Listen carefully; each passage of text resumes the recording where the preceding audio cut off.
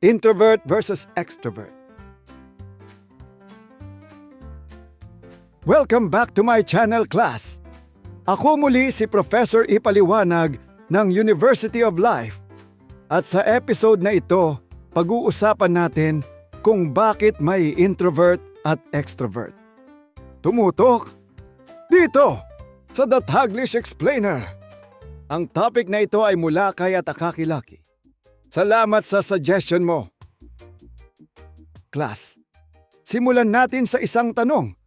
Bakit kapag may family reunion, may isang kamag-anak na parang host ng buong barangay?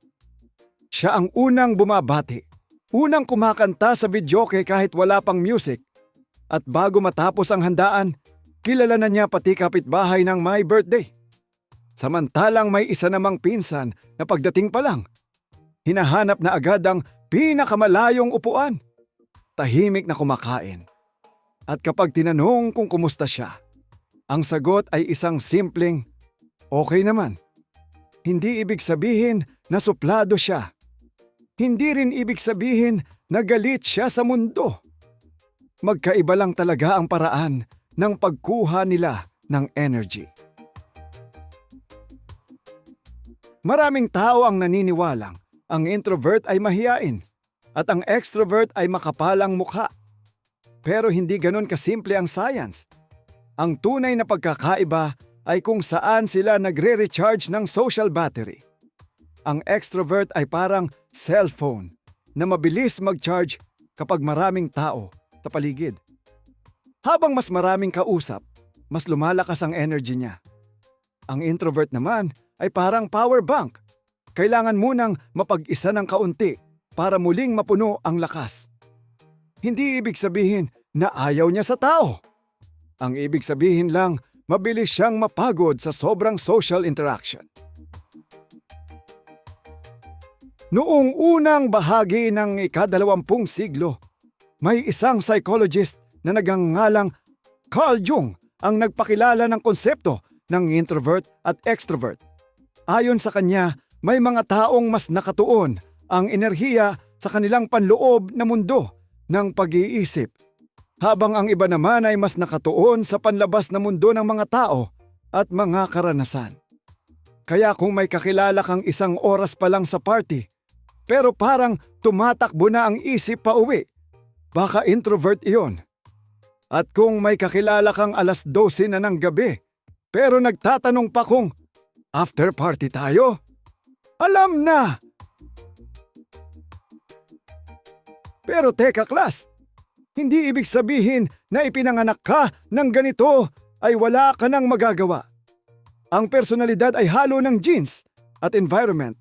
Parang adobo, hindi sapat ang toyo lang. Kailangan may suka, bawang, paminta, at syempre, pagmamahal ni nanay.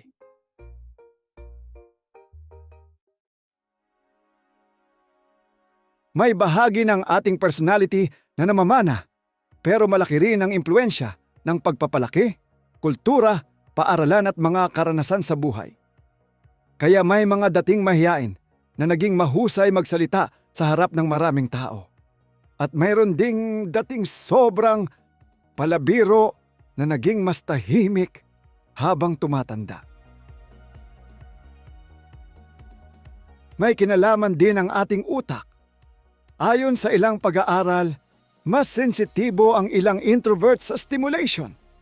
Kapag masyadong maingay ang paligid, maraming ilaw, maraming usapan o sunod-sunod ang notifications, mas mabilis silang mapagod. Samantalang ang extrovert ay tila mas naghahanap pa ng excitement. Kaya may mga taong kayang maglibot sa mall ng 8 oras na parang bagong gising pa lang. Samantalang ang introvert, 2 oras pa lang ay gusto nang umuwi at yakapin ang unan. Ngayon, pag-usapan natin ang mga maling akala. Una, hindi lahat ng introvert ay mahiyain. Maraming introvert ang mahusay magsalita sa entablado, magaling magturo, o mahusay mamuno.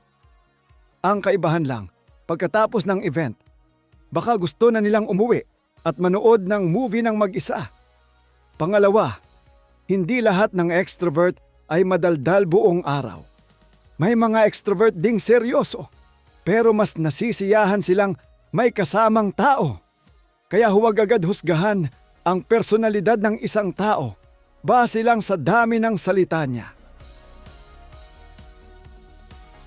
At class, may isa pang nakakatuwang katotohanan. Hindi lang dalawa ang personality. May tinatawag ding ambivert. Ito ang mga taong parang electric fan na may number 1 hanggang number 3. Depende sa sitwasyon. Minsan, sobrang friendly. Minsan naman, parang gustong magtago sa likod ng refrigerator. Halimbawa, kaya nilang magsalita sa meeting. Pero pagkatapos ay kailangan nilang magpahinga ng tahimik. Kaya kung pakiramdam mo, minsan introvert ka at minsan extrovert, huwag kang mag-alala. Hindi sira ang personality mo. Flexible lang ito. Sa pagkakaibigan at relasyon, hindi rin ito problema. Maraming magkaibigang introvert at extrovert ang nagkakasundo. Ang extrovert ang nagsasabing, "Tara, gala tayo!" Ang introvert naman ang nagsasabing, "Sige, pero hanggang 2 oras lang." Para silang fries at ketchup. Magkaiba, pero mas masarap kapag magkasama. Ang sikreto ay respeto. Huwag pilitin ang introvert na laging sumama sa lahat ng lakad. At huwag ding sabihan ang extrovert na sobra siyang madaldal. Iba-iba lang talaga ang paraan ng bawat tao para maging masaya. Kaya class, bakit nga ba may introvert at extrovert? Dahil likas na magkakaiba ang ating personalidad na nabubuo mula sa kombinasyon ng genes, utak, pagpapalaki, at mga karanasan sa buhay. Ang introvert ay kumukuha ng lakas sa tahimik na oras, habang ang extrovert naman ay lumalakas kapag kasama ang ibang tao. Dahil sa University of Life, hindi sinusukat ang talino sa lakas ng boses, kundi sa lalim ng pag-unawa sa sarili at sa kapwa. Hanggang sa susunod na episode, ito si Professor Ipaliwanag, nagsasabing, hindi kailangang maging katulad ng iba para maging mahusay. Minsan, ang pagiging tunay na ikaw ang pinakamalaking superpower.